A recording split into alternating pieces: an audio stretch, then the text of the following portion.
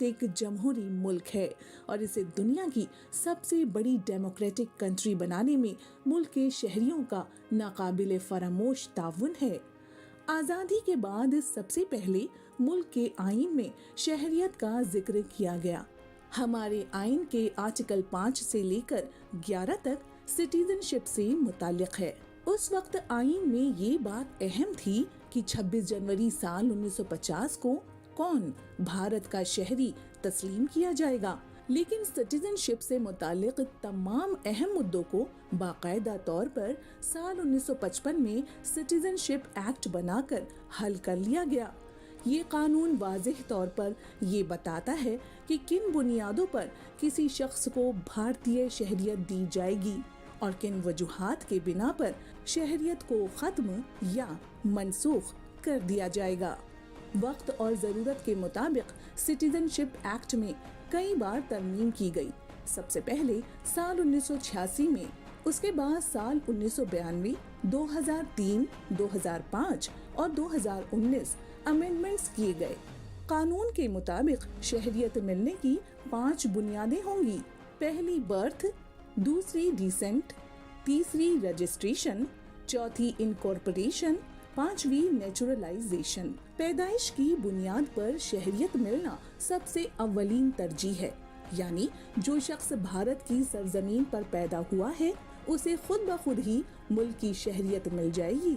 लेकिन साल 1986 और साल 1992 में की गई तरमीम के तहत सिटीजनशिप हासिल करने के लिए न सिर्फ भारत में पैदाइश होना लाजमी है, बल्कि ये भी जरूरी है कि पैदा होने वाले बच्चे के वालिदैन में से कोई एक भारत का शहरी हो।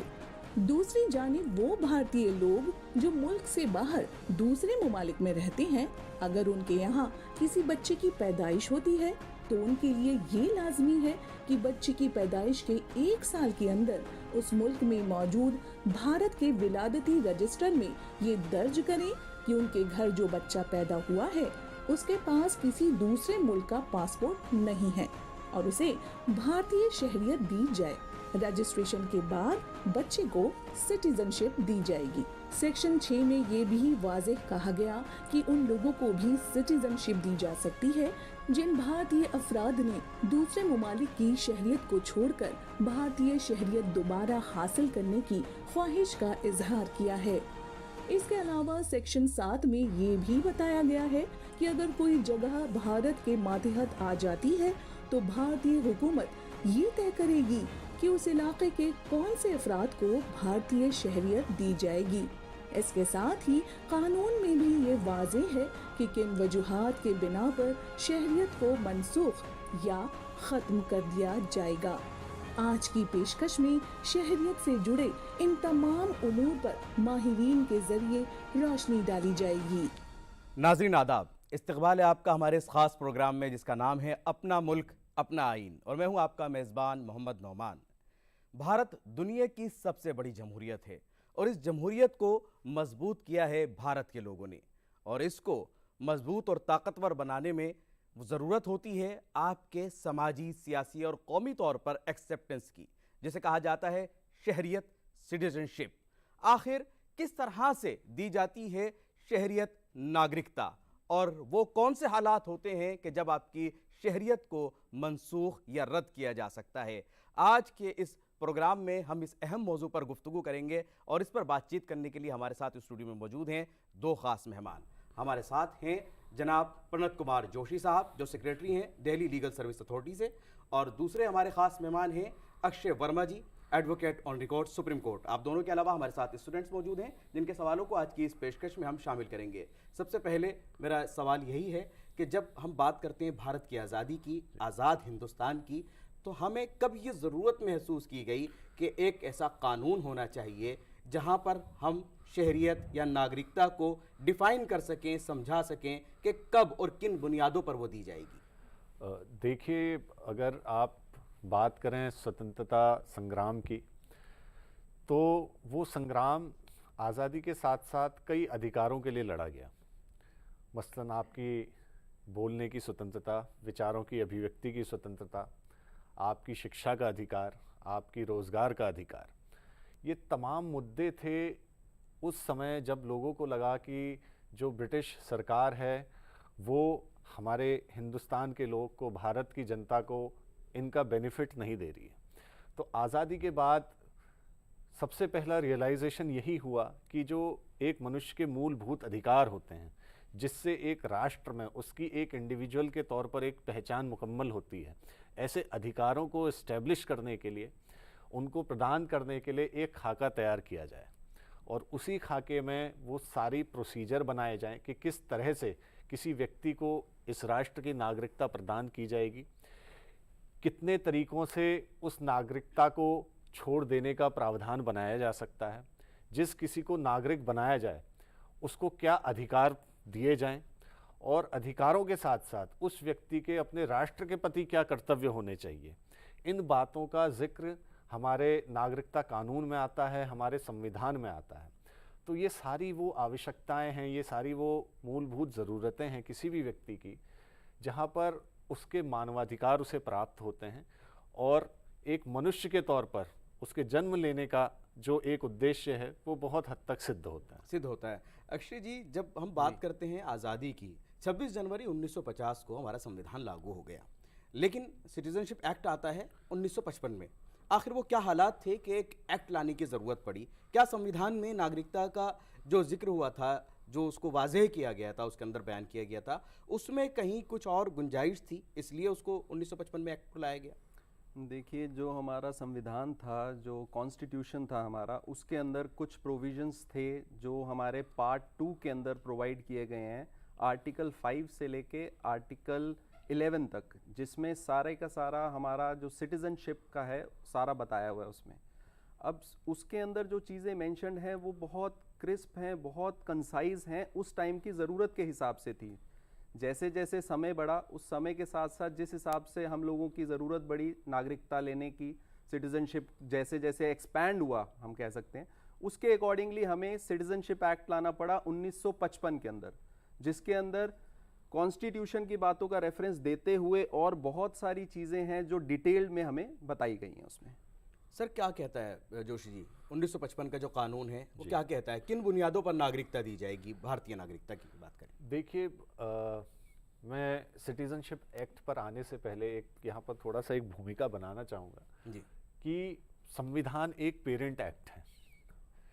कोई भी अगर इसके बाद कानून बनता है तो उसे संविधान का जो एक बेसिक स्ट्रक्चर जिसको हम कहते हैं उसकी कन्फर्मिटी में होना चाहिए। कोई भी कानून हमारे जो मूलभूत सिद्धांत हैं संविधान के, उसके विरुद्ध नहीं हो सकता। तो इन सब बातों को ध्यान में रखकर नागरिकता कानून की स्थापना होती है, उसको 1955 में लाया जाता है। संविधान में ये प्रावधान बनाया गया कि नागरिकता होनी चाहिए, नागरिकता से जुड़े कानून बनने चाहिए।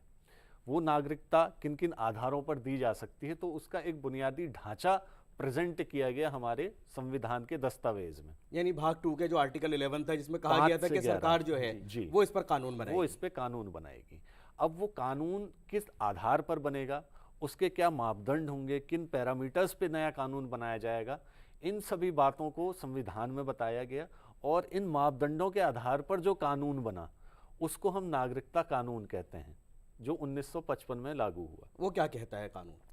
उस कानून के मुताबिक नागरिकता मुख्य तौर पर 4 तरह से दी गई है जो ली जा सकती है, जिसको कहते हैं बाय डोमिसाइल, यानी कि जो यहाँ के मूल निवासी हैं उनको किस प्रकार सिटीजनशिप दी जाएगी, किस प्रकार से उनका सिटीजनशिप आइडेंटिफाई की जाएगी, रिकग्नाइज की जाएगी।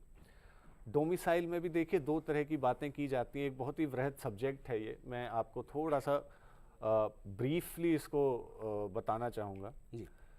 एक है कि आप यहीं पर पैदा हुए, आपको बाय बर्थ यहाँ की नागरिकता प्रदान की गई। आपके कोई भी एक माता पिता यहाँ पर पैदा हुए, उनको प्रदान की गई, या आपके कोई भी एक माता या पिता यहाँ पर पैदा हुए और जो आपका दूसरे पेरेंट हैं या माता हैं या पिता हैं वो इल्लीगल माइग्रेंट नहीं हैं। ये इंपॉर्टेंट होना बहुत यानी गैर कानूनी तौर पर वो भारत में नहीं रह रहे हैं, तो आपको बाय डोमिसाइल दी जाएगी। दूसरी बात बाय नेचुरलाइजेशन दी जाएगी। और इसके साथ एक बात और है कि जो यहाँ पर आप रह रहे हैं तो आपकी मंशा इसी देश में रहने की है कि नहीं है, नहीं। इस बात का भी ध्यान रखा जाता है। उसके बाद नेचुरलाइजेशन से भी नागरिकता देने का प्रावधान है, उसके अपने मापदंड हैं। फिर बात आती है उन लोगों की जो विभाजन के समय, कुछ लोग यहाँ से पाकिस्तान चले गए, कुछ पाकिस्तान से यहाँ आए। एक श्रेणी ऐसी थी जो कुछ टाइम के लिए पाकिस्तान गई और फिर कुछ टाइम बाद वापस आई। तो ऐसे लोगों का एक लीगल स्टेटस क्या होगा हमारे देश में? तो इन सभी बातों को मद्देनजर रखते हुए जो प्रावधान बनाए गए उस समय की, जैसा कि सर ने बताया, उस समय की नई समस्याओं को ध्यान में रखते हुए इन प्रावधानों का निर्माण हुआ और सिटीजनशिप एक्ट में इन सभी के लिए ये प्रावधान बनाए गए ताकि कोई भी व्यक्ति एक स्टेटलेस पर्सन बनकर ना रह जाए। जी। और कहीं ना कहीं हम जो हमारी जो एक जिम्मेदारी है भारत की, एक वेलफेयर स्टेट की, और सबके वेलफेयर की जब बात कही गई है तो यहाँ ये भी ज़रूरी था कि तमाम लोगों को वो इख्तियार दिया जाए ताकि वो इस जमहूरी निज़ाम का हिस्सा बने। जब 1955 में ये एक्ट नाफिज हो गया, उसके बाद में इसमें अमेंडमेंट की ज़रूरत पड़ी। उस वक्त क्या हालात थे, अगर हम अमेंडमेंट की बात करते हैं अक्षय जी, वो कौन सी ऐसे हालात थे जिसमें हमें ज़रूरत महसूस की गई कि अब हमें इसके अंदर अमेंड करके इन चीज़ों को शामिल करना चाहिए?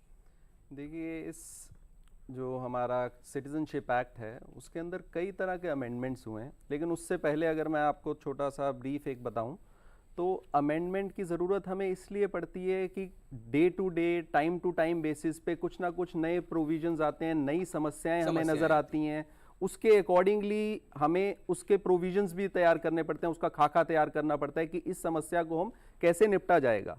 तो उस रीज़न की वजह से अमेंडमेंट्स को लाना टाइम टू टाइम ज़रूरी हो जाता है।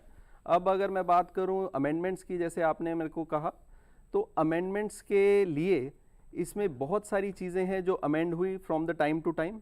उसके अंदर सबसे पहली चीज़ है कि भाई जैसे अभी मेरे मित्र जोशी जी ने भी बताया जैसे कि भाई कुछ लोग भारत से पाकिस्तान आए, पाकिस्तान से भारत भी गए, तो इस समय में बहुत सारे रीशफल्स हुए हैं जी। तो उन सब चीज़ों को किस तरह से देखा जाए, इसलिए अमेंडमेंट लाना बहुत ज़रूरी था। बहुत ज़रूरी था जी। क्या कहता है सर जोशी जी, अमेंडमेंट जो था जब हम बात करते हैं 80s में जो आया, वो कितना अहम माना जाता है सिटीजनशिप के लिए जब हम उसकी बात करते हैं? देखिए, बहुत महत्वपूर्ण माना जाता है और बहुत अहम है। किसी भी देश की परिस्थितियां एक सी नहीं रहती, समय के साथ साथ उन परिस्थितियों में बदलाव आते हैं और विभाजन का समय ऐसा था कि बहुत जल्दी विस्तार आ रहे थे, बहुत जल्दी परिस्थितियां बदल रही थी देश की। 1985 में एक अमेंडमेंट आता है जो आसाम के लोगों को अकोमोडेट करने के लिए बनाया जाता है।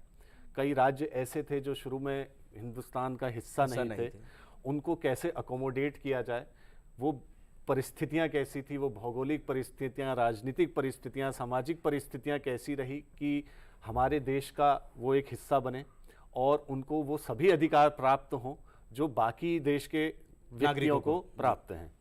तो इन सभी चीज़ों को अकोमोडेट करने के लिए, बदलती परिस्थितियों को, बदलते चैलेंजेस को फेस करने के लिए टाइम टू टाइम अमेंडमेंट किए जाते हैं। देखिए, यहाँ पर ये समझना बहुत आवश्यक है कि जो हमारा संविधान है या कानून है उसे एक ऑर्गेनिक वाइटल डॉक्यूमेंट माना जाता है, उसे निर्जीव नहीं माना जाता। बिल्कुल सही। तो जिस तरह से समाज बढ़ता है, एक व्यक्ति की ग्रोथ होती है, उसी तरह से कानून की भी ग्रोथ होती है ताकि वो अपने सामने आने वाले चैलेंजेस को फेस करके उनका रिजोल्यूशन कर सके। यही खूबी है हमारे संविधान की, यही खूबी है हमारे आइन की कि जहां जब आपको ज़रूरत पड़े उसके अंदर आप अमेंडमेंट्स के साथ नई नई चीज़ों को शामिल कर सकते हैं और जो गैर ज़रूरी हैं उनको आप हटा सकते हैं।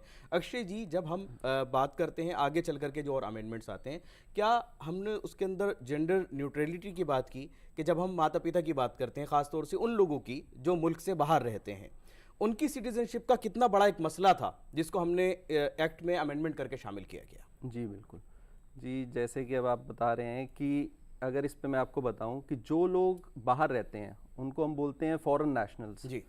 कोई भी इंडियन अगर बाहर कहीं जाकर सेटल हो जाता है तब भी उसके पास हिंदुस्तान की नागरिकता रहती है।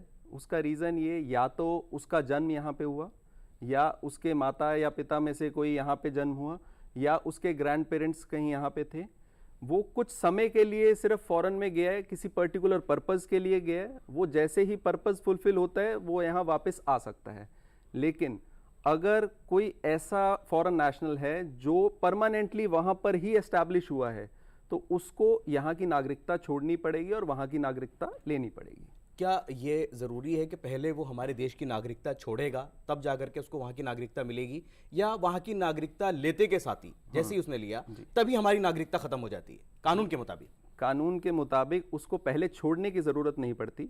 वो जैसे ही वहाँ का नागरिक बनेगा तो उसकी नागरिकता हिंदुस्तान की यहाँ पर ख़त्म हो जाती है। जोशी जी, कुछ ममालिक ने ऐसा भी किया कि जहाँ उन्होंने दोहरी नागरिकता दी है जी, और हमने एकल नागरिकता की तरफ हम बढ़े हैं। बिल्कुल। इसमें क्या हमारा बेनिफिट रहा? क्या दोहरी नागरिकता की हम बात करें तो वो बेनिफिशियल नहीं रह सकती थी देश के लिए? देखिए, अगेन यहाँ पर हमें एक ऐतिहासिक दृष्टिकोण से समझना पड़ेगा कि क्यों हमारे फाउंडिंग फादर्स ने ये डिसाइड किया कि हमारे वहाँ डुअल सिटीजनशिप ना होकर सिंगल सिटीजनशिप, एकल नागरिकता का प्रावधान रखा जाए।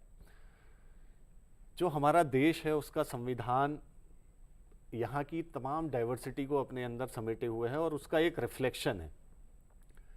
इसकी अगर बात करें तो यहाँ पर ये समझना ज़रूरी है कि यहाँ पर जितने राज्य हैं उनके अपने कुछ अधिकार तो हैं, लेकिन ओवरऑल इंडिया एक यूनियन है जी। तो जब हम किसी राष्ट्र को यूनियन कहते हैं तो वहाँ पर जो कुछ ऐसे मुद्दे होते हैं, कुछ ऐसे सब्जेक्ट्स होते हैं, ऐसे इश्यूज होते हैं जिनके ऊपर निर्णय लेने का अधिकार सिर्फ और सिर्फ केंद्र के पास होना आवश्यक है जी। तो इन्हीं सब बिंदुओं को ध्यान में रखते हुए जैसे कुछ नेशंस का आपने बताया कि वहाँ पर ड्यूअल सिटीजनशिप का प्रावधान है, जैसे जर्मनी है, यूनाइटेड स्टेट्स ऑफ अमेरिका है, वो फेडरेशंस हैं, वो फेडरेशन ऑफ स्टेट्स हैं। यूनाइटेड स्टेट्स की अगर हम बात करें तो यूनाइटेड स्टेट एक फेडरेशन है, वहाँ हर राज्य का अपना अलग कानून हो सकता है। अहम मुद्दों पर हर राज्य की अपनी एक अलग पॉलिसी हो सकती है, एक स्कीम हो सकती है। हिंदुस्तान में, हमारे भारत में ऐसा प्रावधान नहीं रखा गया। जो राष्ट्र के लिए सबसे महत्वपूर्ण मुद्दे हैं उनके लिए सिर्फ एक अथॉरिटी डिसाइड की गई कि सिर्फ सेंट्रल गवर्नमेंट के पास ये अधिकार होना चाहिए कि राष्ट्र के लिए जित महत्वपूर्ण मुद्दे हैं उन पर पूरे राष्ट्र की एक राय हो, एक कानून हो और एक तरीके से सब पे एप्लीकेबल हो। वो एक ही अथॉरिटी जो है उसको तय करे, एक अथॉरिटी उसको तय करे। तो पॉसिबली ये रीजंस रहे हमारे संविधान के निर्माताओं के सामने, जिससे कि उन्होंने ये निर्णय लिया, डिसाइड किया कि हमारे राष्ट्र के लिए सबसे उपयुक्त जो व्यवस्था है वो एकल नागरिकता है। और जब ये एकल नागरिकता जाने की बात होती है तो वो कौन कौन से पॉइंट्स हैं जहां पर ये नागरिकता किसी भी भारतीय व्यक्ति की जा सकती है? अक्षय सर। जी, अगर हम बात करें कि टर्मिनेशन, ये आपने जो पूछा, ये टर्मिनेशन ऑफ सिटीजनशिप जी, अब ये टर्मिनेट कैसे हो सकता है? जैसे अभी भी मैंने पहले भी डिस्कस किया कि अगर कोई भी इंसान, कोई भी इंडियन सिटीजन फॉरेन में जाके एस्टैब्लिश हो गया, एस्टैब्लिश होने के बाद वहाँ का वो परमानेंट रेजिडेंट हो जाता है, तो उसकी जो इंडियन सिटीजनशिप है वो उसकी चले जाती है। ये तो एक तरीका हुआ। ये एक तरीका हुआ। उसके अलावा सिटीजनशिप जाने के तरीका भाई अगर मैं आपको बताऊं तो उसमें ये एक महत्वपूर्ण तरीका था जो सबसे इम्पोर्टेंट था। उसके अलावा भी कुछ इस तरह के तरीके रहते हैं जिससे आपकी सिटीजनशिप चले जाती है। भाई या तो कुछ आप इस तरह के एक्ट करते हैं कि जिससे कोई पड़ोसी मुल्कों को कोई बेनिफिट हो रहा है, कुछ इस तरह से है भाई कोई बाहर से आया और हिंदुस्तान का होने के बावजूद भी वो हिंदुस्तान की तरफ नहीं है, तो इस सिचुएशंस के अंदर भी उसकी नागरिकता जा सकती है। यानी देखा जाए तो कहीं ना कहीं वो देश से गद्दारी की बात कहीं कल्प्रिट पकड़ा जाता है वो, बिल्कुल, तो कहीं ना कहीं उसकी नागरिकता को सीधा खतरा है, खतरा वहां वो जा सकती है। क्योंकि जब वो देश के लिए ईमानदार नहीं है तो फिर नागरिकता क्यों उसके लिए जरूरी होगी। अब सवाल जवाब क्वेश्चन की तरफ बढ़ते हैं, अपने जो बच्चों के पास हैं, क्या क्या आपके सवाल हैं, क्या पूछना चाहते हैं और किसका सवाल है? So my question is this: the implication of the act on like particular community or group within India. So how did it affect someone's citizenship status when it's come to the factors basically on religious or ethnicity? Ji Joshi, आप मुझे specify करें कि आप किस act की बात कर रहे हैं? Sir, I'm talking about particular citizenship act only. कि how does it affect someone's citizenship status when it's come to the religious aspect or any ethnicity? देखिए, जहाँ तक मैं समझ पा रहा हूँ आप ये पूछ रहे हैं कि किसी का धर्म के आधार पर उसकी नागरिकता से जुड़े हुए अधिकारों पर क्या प्रभाव पड़ता है। तो हमारा संविधान इस मामले में बिल्कुल क्लियर है। आर्टिकल 14 है जो ये कहता है सबको बराबरी का अधिकार है, राइट टू इक्वलिटी सभी के पास है। रिलीजन के बेस पर, कास्ट के बेस पर, जेंडर के बेस पर, प्लेस ऑफ बर्थ के बेस पर किसी भी व्यक्ति से किसी भी प्रकार का डिस्क्रिमिनेशन हमारे संविधान के अनुरूप पूर्णतया वर्जित है। तो किसी पर्टिकुलर व्यक्ति का किसी पर्टिकुलर रिलीजन को सब्सक्राइब करना उसे किसी भी तरह की डिस्क्वालिफिकेशन नहीं प्रदान करता है। यानी यहाँ मजहब जो है वो मैटर नहीं करता है जब सिटीजनशिप की बात होती है। संविधान से लेकर के जितने हमने कानून बनाए और जब हम अमेंडमेंट्स करते गए तो ये चीज़ हमने ध्यान रखी है कि जो हमारी मूल भावना है, जो हमारे इस डेमोक्रेसी का इसकी रूह है, उसको हमने कहीं मजरूह नहीं किया है। अगले सवाल की तरफ बढ़ते हैं। What is the disadvantages of Citizenship Amendment Act 1955 and which methods not provided by the Citizenship Act 1955? Disadvantages पूछना चाह रहे हैं इसके जोशी जी कि आखिर उसके क्या ऐसे हैं जो जिसको हम कहें कि हमारे लिए फ़ायदेमंद नहीं रहा कहीं। जी देखिए, जहाँ तक डिसएडवांटेजेस की बात आती है तो कई चीज़ें हमें रियलाइज़ होती हैं रिट्रोस्पेक्ट में। उस समय की परिस्थितियों को ध्यान में रखते हुए जो बेस्ट सोल्यूशन था वो उस समय निकाला गया।